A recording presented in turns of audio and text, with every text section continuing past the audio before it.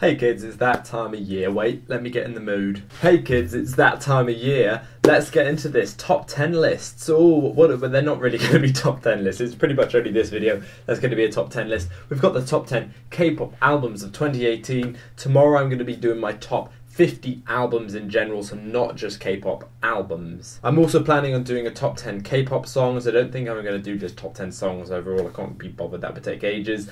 And then last year I did a top 5 music videos, but I'm not sure if I can be bothered to put together a list because I'm not very good at putting together a music video list because I'm not really a music video critic. I don't really know much about music videos. I just tend to enjoy what I enjoy. Anyway, I'll have a couple of ideas I'll think of at some point and I'll put together lists. Anyway, starting at number 10, my 10th best album of the year. I decided to go with Pentagon's Positive, which is an EP that came out at the beginning of the year. It's a really pretty album, probably their best project to date. It's got a very, very typical pop sound, but it's really fun. It's got some really ingenuitive ideas and fresh takes. The delivery throughout is awesome, and I can tell you right now, Dawn is going to be missed. He is going to be missed so much from this group. I think he's a real fresh of breath air, and with him gone, the group in general is missing out on a great talent, and I think it's a damn shame what has happened in the second half of this year. But there we go. At number 9, it is Nirvana by Ravi. This was his second mixtape. It came out right at the beginning of the year. I sort of forgot about it for a period of time, but I listened to this a lot. It is a pretty pure hip-hop album. There is some pop rap on there as well. The title track, which he performed with Park Jimin, she's wonderful, but that song, it's really fun. His delivery is so weird. I also like that he's willing to actually take some risks with this in terms of his lyricism. Definitely not your stereotypical idol album. Really, really fun. At number 8, I decided to go with Stray Kids' I Am Who. This album really grew on me. When I first reviewed it, there were some flaws with it that I found, but over time I actually listened to it more and more, and I found that it's probably their best project, I would say. I mean, obviously, you know, they only really debuted this year, but they've released a lot of music this year. This is the best one. This is such a solid project. Some really, really complex production and some mixed vocals, but overall, it's just such a creative album, and it's got some fantastic takes on mental health. The lyricism on here is superb. They are definitely the best JYP group, in my opinion, at tackling issues. You know, I sometimes think that the big JYP groups, you know, GOT7 and Twice, they tend to shy away from any serious lyricism, but Stray Kids seem to have given this allowance to do that, and that's great. At number 7 actually is Loona's debut album Plus Plus. I reviewed this, you may not remember, but I pretty much dug the project, and it's grown on me a lot actually. Some really fun takes on pop music and some importations from different sounds. There's a little bit of R&B influence in there, some electronic, there's some all sorts of new sounds, and it's really fun actually.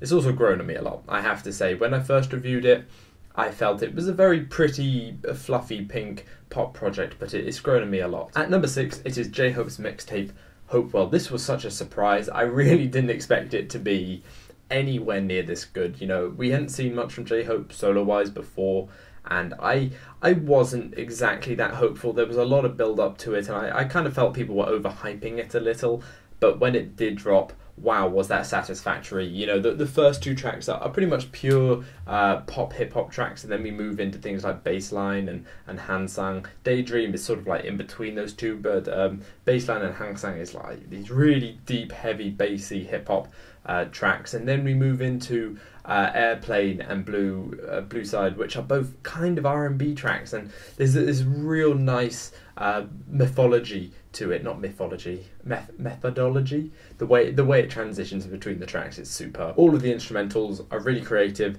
they're really fresh, sound superb. Like the quality on this, I don't know how like BTS keep on doing this, but they keep on improving their sound quality, and it is top notch here. Tonally as well, the whole album is so positive and it's so major, and then you transition into Blue Side, which is, yeah, I mean, it's sort of an outro track, but it's really quite emotional and gripping. Moving into the top half, at number 5 is Onew with Voice. This was an EP that dropped pretty recently, or not really an EP. I guess did he call it a mini album? But just wow. Some stunning composition, some stunning vocals. Onew's voice is stacks ahead of so many other people within the Korean music industry. His voice is so powerful, it's operatic, shows some really, really fantastic instrumentals as well. One criticism, Could have been a tad longer, that's all. I wanted more of it. I wanted more and more because it was really, really powerful and emotional. Probably the most emotional album this year for me. Coming in at number 4 is Vixx with Eau De Vixx. I've been raving about this album all year, trying to get as many people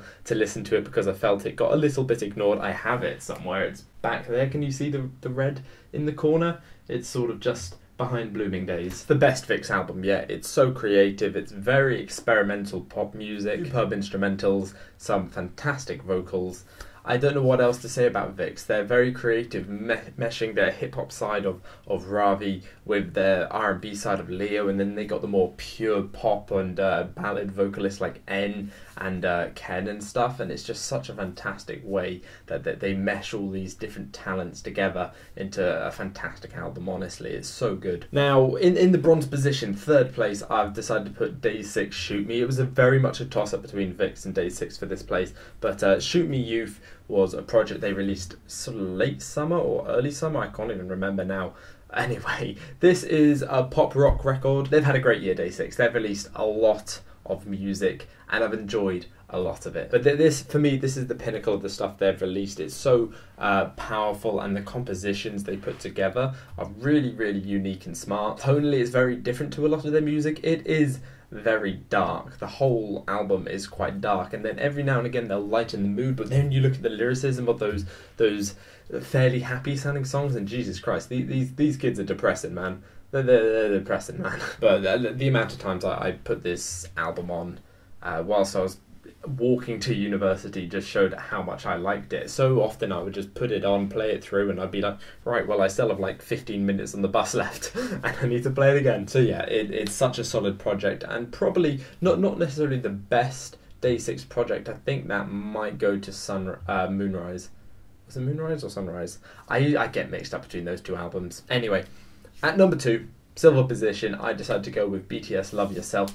Tear. I almost forgot that they'd released this because it feels like such a long time ago, but this album is next to Wings as their best album. One of those two is a toss-up for me.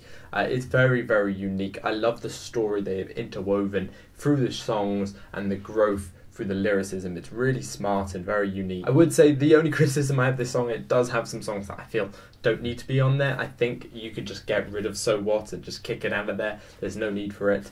Outro Tear is one of the best BTS songs, hands down. I would also say the intro track, Singularity, is the best BTS intro track ever. V's voice, the neo-soul vibe, it's very different and it's so superbly composed. Fake Love is BTS's best title track since Blood, Sweat, Tears, and goddamn, this whole album is filled with such smart songs, and they're so clever, and they're always taken in different directions with different sounds and different genres, constantly trying something new, and that is very welcome. I'm glad Love Yourself is over now. I want BTS to move into their next phase so we can get some different types of music, because it was getting a little bit stale. Love Yourself Wonder just wasn't very interesting. So Love Yourself Tear, though, second best album of 2018. Now, before we get into the top of the list at number 1, I decided to talk about some honourable mentions very briefly. Got about 8 or so. These are albums that didn't quite make it onto the list and probably would have been just below them. Some of them are superb. Some of these albums are really, really brilliant. They were let down by whatever it was on the album. Some of them I've done reviews for, actually. So Red Velvet, really bad boy. This was a fun album. Was released a little bit later in the year and doesn't make it on really just because I didn't listen to it enough, and creatively not as smart as some of their past albums.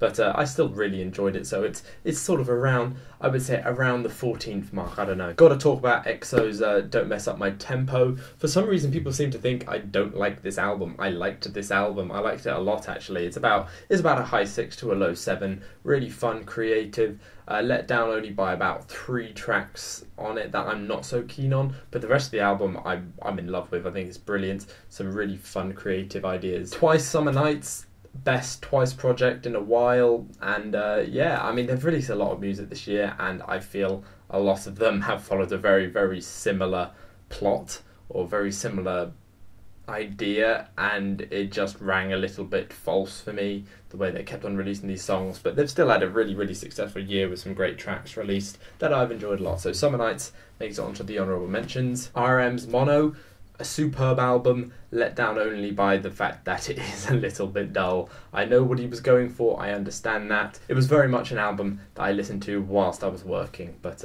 yeah. Just going to rattle off these last couple because they are a little bit outside now. Key's Face, superb album, actually really enjoyed that.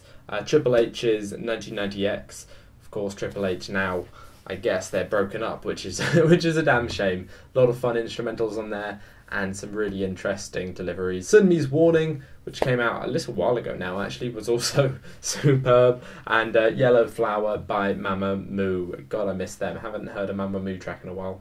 Didn't they have a comeback recently as well? I didn't get around to listening to or reacting to that comeback or listening to any of the songs from it. We'll have to check that out at some point. So that's my honourable mentions list. So I think everybody can guess what's at number 1. It is, of course, IKON Return. IKON have had an incredible year. Like, I don't think anyone can doubt that. They released 3 projects this year, including Return. They also released 2 mini albums, which were both really fun. Goodbye Road and Killing Me were just superb title tracks. But in terms of Return, it's the best album of the year for me. And it was by a pretty long stretch. I've listened to this since it came out in March. It's so smart. There's some really complex ideas on here. I love the way it's structured. Some really complex ideas on here. Some of the best tracks of the year are on this album. I actually don't know how they went from the sound that they had about a year or 2 years ago to this. They've really changed it up. They've gone from a pure hip-hop to such a satisfying R&B pop hip-hop mesh throughout this album, constantly switching between styles. It's so smart. It's very nicely done. It doesn't feel disorganized and disjointed and jumpy. It's all very smooth. I'm so impressed with this. Honestly, IKON, they were never up there with the top boy groups in my opinion, you know, sort of a year, 2 years ago, and suddenly they're just coming out with superb tracks. And I think that is because now YG is actually giving them some focus. Obviously, you know, when Big Bang were around, that they were the central focus, and then they had Winner and IKON out at the same time, and I don't feel like that really worked. They often gave Winner more focus than IKON, and now we're getting a really nice balance of the two. We just need Blackpink to join in. So, yeah. Wow. IKON. It's a great year, and that's my top 10 list. I hope you have enjoyed. Sorry this was a little bit disorganised. I didn't write a proper script for this. But, yeah. Let me know what your top 10 of the year were. Top 5 if you can't be bothered or whatever. But, yeah, I hope you have enjoyed. This is going to be Gino. Signing out. See you guys soon.